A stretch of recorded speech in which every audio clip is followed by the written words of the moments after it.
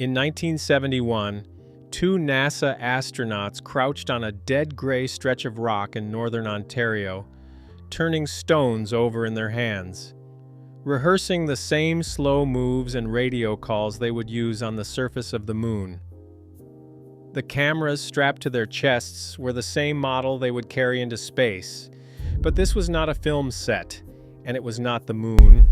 It was a city called Sudbury, stripped down to bare, poisoned rock by 100 years of smelting.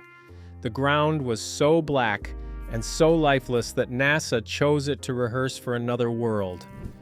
Today, that same ground is covered in forest, green pine, and blue water, where almost nothing could grow before. This is the story of how a place dead enough to stand in for the moon was brought all the way back to life. The astronauts were real. In July 1971, the Apollo 16 crew, John Young and Charlie Duke, came to Sudbury to train on the rocks, the first time American astronauts had ever trained on Canadian ground. The next year, the Apollo 17 crew followed, Gene Cernan and the geologist Jack Schmitt, the last two men who would ever walk on the moon. For decades, the story people told was simple. NASA came to Sudbury because it looked like the moon. That part is a myth, and the truth is better. Sudbury sits inside a giant crater, punched into the Earth about 1.85 billion years ago by a meteorite miles across. The astronauts came to study that crater. They were learning to read shatter cones and shattered bedrock, so they would know the same scars when they saw them on the lunar surface. The barren black look from the pollution fed the legend. The science was always the crater under their boots. That crater is the reason anyone built a city there in the first place. The impact left behind one of the richest veins of nickel and copper on Earth, and prospectors found the metal in the late 1800s. Sudbury grew into one of the great nickel towns of the world. But pulling metal out of that rock meant roasting it in open yards where the ore burned for months at a time, and the burning released sulfur dioxide year after year for almost a century. Passing through in the 1920s, the writer Ernest Hemingway looked at the blackened ground and called it the strangest country he had ever seen. At its worst, Sudbury put out roughly 2 million tons of sulfur dioxide a year, the largest single source of it on the planet. Scientists began using the word Sudbury as a unit of pollution. For years, a sulfur plume hung across the whole horizon like a permanent dirty cloud. The gas came down as acid rain. It killed the soil, stripped the forests, and turned about 7,000 lakes acid. In 1972, the company raised the superstack, a chimney 380 meters tall, the tallest smokestack in the world. It threw the poison higher into the sky, and the city could finally breathe. But the acid rain just came down somewhere else. So the government forced the change. In the early 1970s, Ontario ordered the nickel companies to cut their emissions, and the biggest company spent hundreds of millions of dollars rebuilding its smelters to capture the sulfur instead of burning it into the air.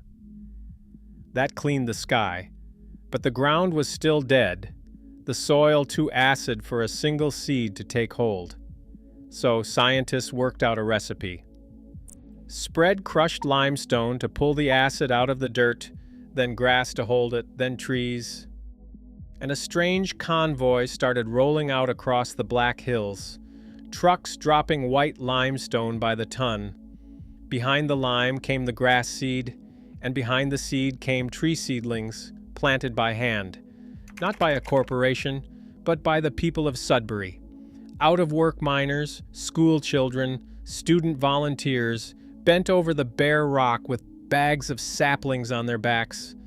Most of it was seasonal work, paid for during the same mining downturns that had thrown those miners out of a job.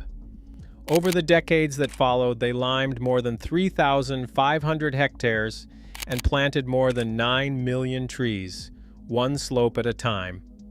If watching a ruined place come back to life is the reason you are here, subscribe to Comeback Atlas so the next one finds you. Because the trees were only half the story, the other half was the water. The lakes around Sudbury had gone so acid that nothing could live in them, just clear, dead water sitting over bare stone. As the air cleaned and the soil healed, the lake slowly came back to life. Brook trout and lake trout returned to water that had been empty for years. People swim and paddle canoes again on Ramsey Lake, right in the middle of the city on summer evenings. Peregrine falcons, once nearly wiped out, came back to nest on the cliffs above the recovering forest. Sudbury now has some of the cleanest air in the province, and by the 2010s, surveys were ranking it one of the happiest cities in the country. In 1992, at the United Nations Earth Summit, the world honored Sudbury for the turnaround, and the name that had once meant pollution was held up as a model for everyone else. The children growing up there now have never seen the bare, black rock at all. To them, it has simply always been a green city. None of this was fast, and none of it is finished. It took more than 50 years to come this far. Tens of thousands of hectares around Sudbury have still never been touched, ground too damaged or too far out to reach. The newer planting pushes further into the backcountry every season, into harder soil and steeper rock.